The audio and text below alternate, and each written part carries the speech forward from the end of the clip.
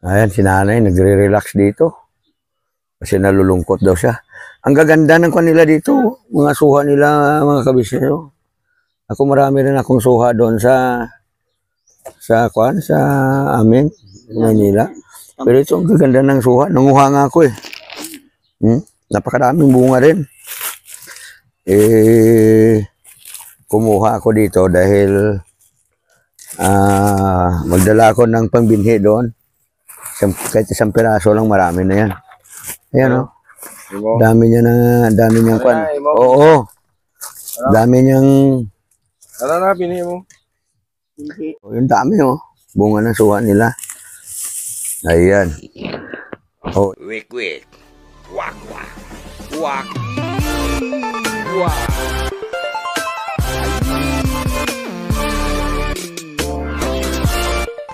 Oh, ito na yung mga nirequest kong bunga ng kwan. Ito yung tuyo yan. Pangbinhi na patula. Hindi ito giringan?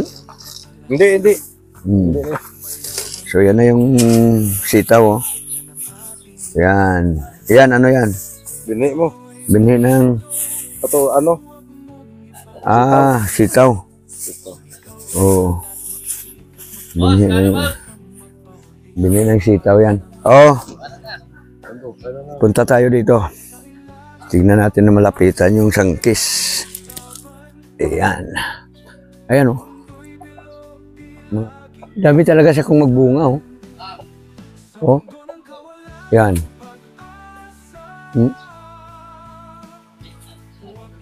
Kumpul-kumpul pa. Tangkay.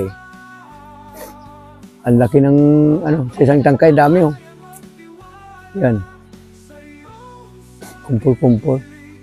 Dami nga. Ganda nga pagka meron ka nito kahit ng mga 10 puno lang. Yung ganito kalalaki. May 1,000 isang puno nito. Pag bininta mo, pag ganitong bunga, baka hindi lang.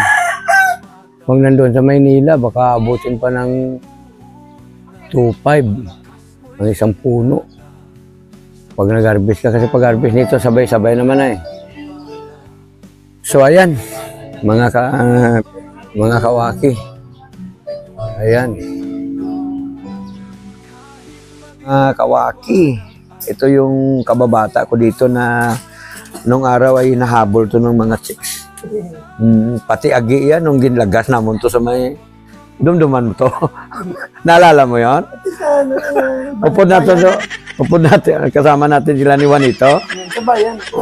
Kiniga niya yung itlog ng ng bakla, maniwala ka, tabaw pa ng bakla nga, kasinggit sa tabang mo. Oo, naglalalaw ba? Oo.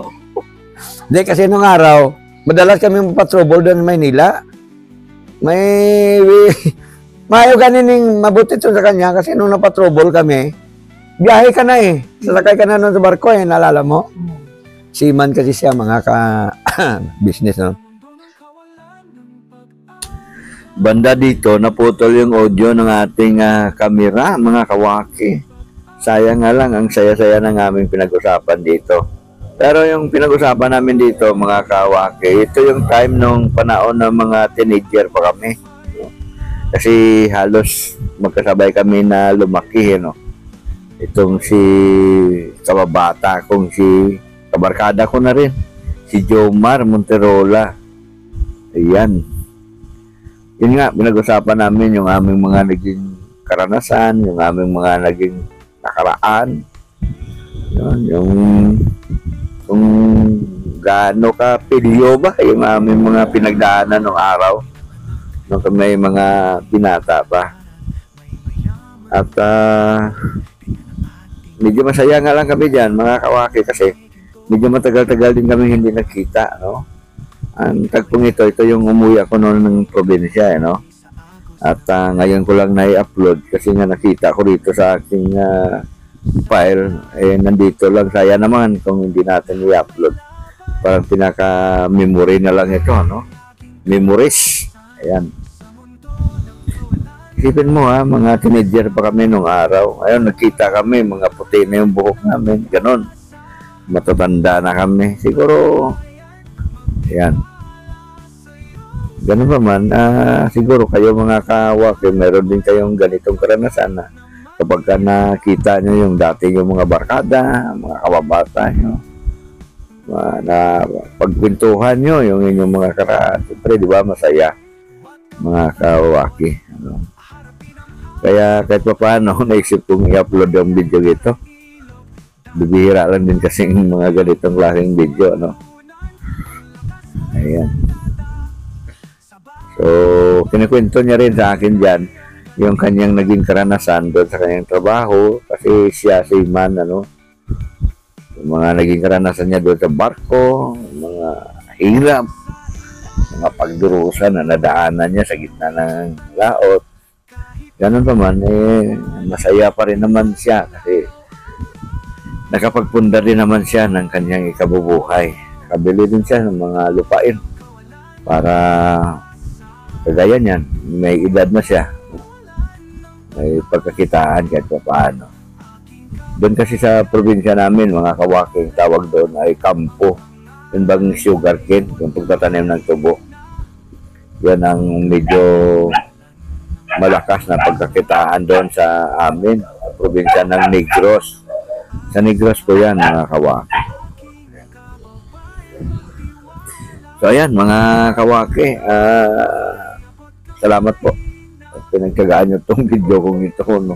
Ang haba pa ng kwentuhan namin dyan, mga kawaki. Sayang lang talaga, naputol yung audio nitong camera nito kasi yung ginamit kong microphone, biglang na lubat ba. So wala na, salita ko ng salita, yung pala lubat na. Kaya hindi na marinig yung aming mga pinag-usapan, mga kawaki. Ano? Yun o, may tinatanong sa akin dyan. Yan. Yan. So ayan, mga kawaki, salamat po ng marami at pinanood niyo po yung video namin ito. Salamat po sa inyo. Paki-like na lang, paki-share at paki-subscribe na rin, mga kawaki. Salamat po sa inyong lahat. God bless po.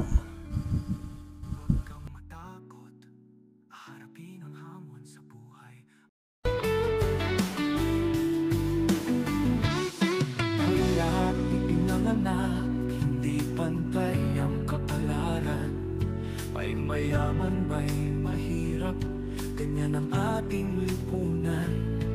Kung ikaw ay may gintong, huwag mong ipagyabang. Kung ikaw ay salat, magsikap, magtiyaga, huwag kang magpahuli sa agos ng lipunan. Sa ilalim ng araw, lahat may laban. Ang mundo'y bilog, di laging kamalasan. Sa mundo ng kawalan ng pag-asa, huwag kang mawala ng pag-asa. Aking kababayan, magtiwala sa iyong sarili. Ang pangarap mo'y abot kamay na magtitiyaga ka. Huwag kang matakot, harapin ang hamon sa buhay. Ang tagumpay ay parang ilog, dahan-dahang dumadaloy. Ang pawis mo'y puhunan, ang lakas mo'y sandata. Sa bawat hakbang, tagumpay ang gantimpala. Sa ibabaw ng ulap, bituin ang tanaw. Kahit madilim, liwanag ay darating araw-araw. Sa mundo ng kawalan ng pag-asa,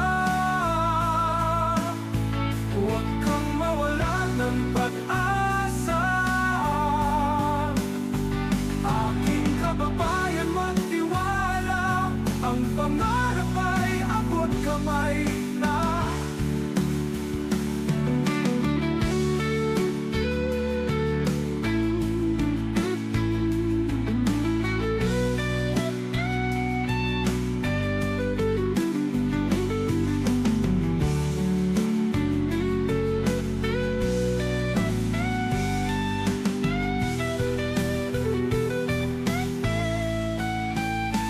Sa pag-asa.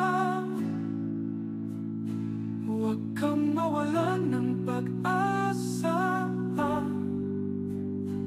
Aking kababayan, magtiwala. Ang pangarap ay abot kamay na.